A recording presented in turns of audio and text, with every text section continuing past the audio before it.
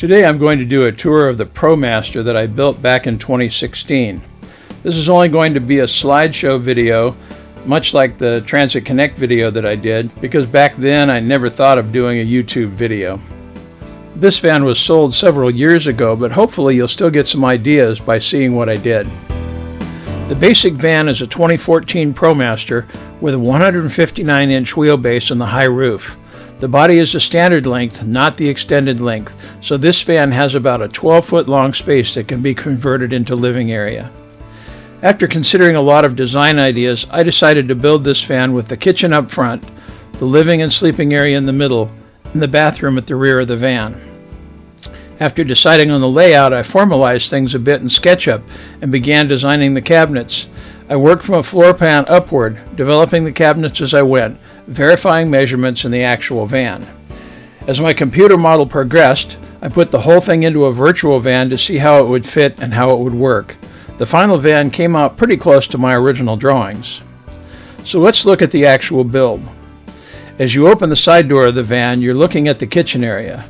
Included in this area is the control panel, microwave, under-counter light, induction cooktop, stainless steel sink, a fridge, and drawers for storage.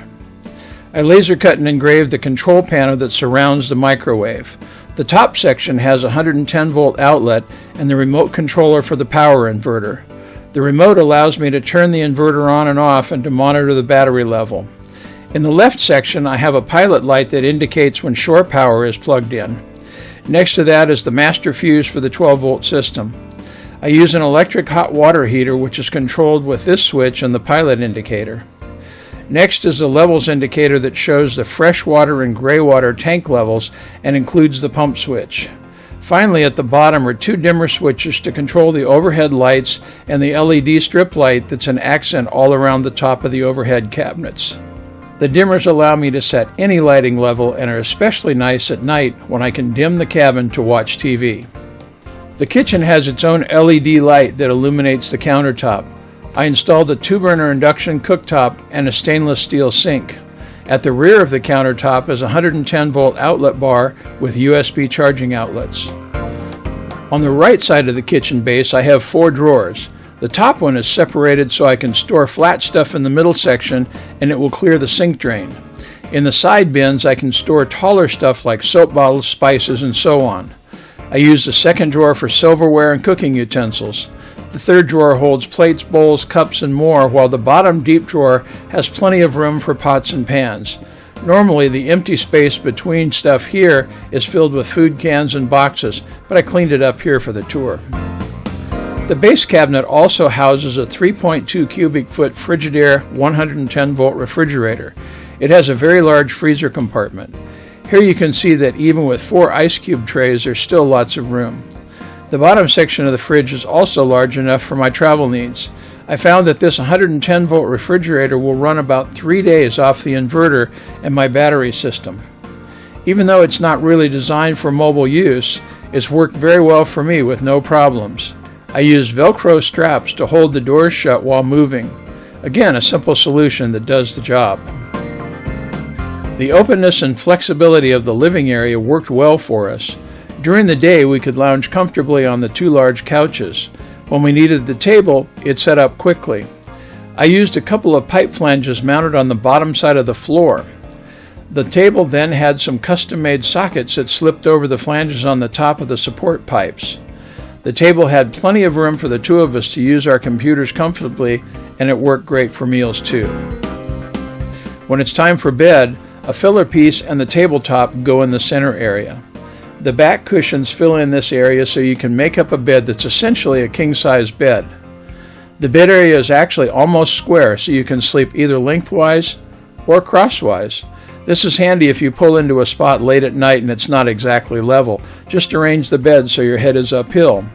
Naturally, you can also have the choice of making the bed into twin beds by not using the table and the filler piece. Over the couches, you can see all the overhead storage. For me, having as much organized storage as possible is super important. These doors are about 16 inches tall and they're on gas springs so they swing up to an overhead position easily. Push latches lock them when closed. I usually organize equipment in duffel bags of different colors and sizes so I can easily find camera equipment, computer stuff, and the other things quickly. For clothing storage, I built 2 huge drawers with full extension slides under the passenger side bed. Each of these drawers can hold way more than the largest suitcase you can buy. My wife and I each took 1 drawer and could easily go a couple of weeks with the clothes we can store here. The way the drawers are constructed leaves a great storage bin along the wall of the van. Sliding the seat cushion out reveals this area that is great for chairs and anything else. It's up to about 6 feet long. All of the utilities and mechanicals are located under the driver's side bed.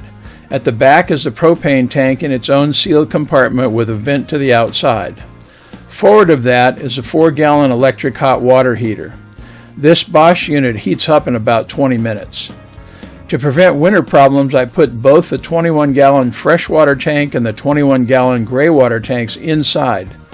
The water pump is located just ahead of the tanks.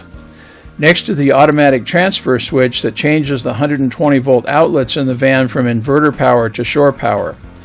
I used a 2,000-watt pure sine wave inverter, which provides plenty of power for the water heater, induction cooktop, or microwave, but you can only run one of these at a time. Finally, the 310 amp-hour AGM battery is located under the inverter. Today, I'd use lithium batteries, but back in 2016 when this was built, lithium was just not available. Moving around to the back of the van, I'm going to show you the bath area with the rear doors open because it's too tight to get good camera angles. On the passenger side of the van is more storage. The top section is for hanging clothes and jackets. The table and filler for the bed also store here when not in use. The bottom area is designed to store my generator. The bar across the front keeps the generator contained when traveling. On the other side, we have a sink and portable toilet. The portable toilet has worked fine for us. It's easy to dump and eliminates the need for a black water tank under the van. You can also see here how the cabinet doors fold out to enclose the bath for privacy. To take a shower, just slide the toilet out of the way and remove the shower cover. Because the gray water tank is inside and not under the van, I used a small self-priming pump to lift the water from the shower drain up and into the drain line going to the gray water tank. The pump is controlled by a switch so it can be turned on while taking a shower. The shower curtain pulls around the shower to keep water from splashing everywhere. Under the right side of the bath floor is a storage area that holds the shore power cord, fresh water hose, drain hose, water filler, and tools. Moving to the outside of the van, you'll find the hookups for the shore power and water, as well as a water filler on the driver's side. At the bottom here is the gray water drain where you can use a hose to drain into a dump station. Or if you're in an appropriate place, you can use the switch on the dash to drain on the fly. The big feature on the outside of the van is the rooftop kayak rack. My wife and I love to kayak, so I needed to find a way to take the kayaks with us. There's no way you could hoist these 80-pound boats up onto the roof, so I came up with a slide back and tilt down design that's easy to operate. First take down the kayak dolly, then unlock the padlocks that keep the racks secure. Next, using an extension pole, trip the latch and grab the rack and pull it back.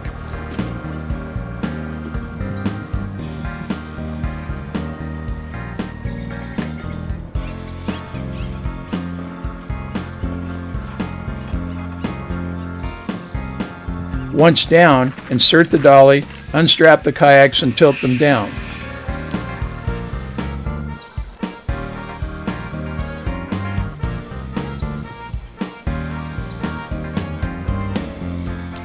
Putting the kayaks back up is exactly the reverse. In real time, it takes about 3 minutes to either unload or load the boats. So that's my ProMaster 159 build. I hope it was entertaining and maybe gave you some ideas. Thanks for watching.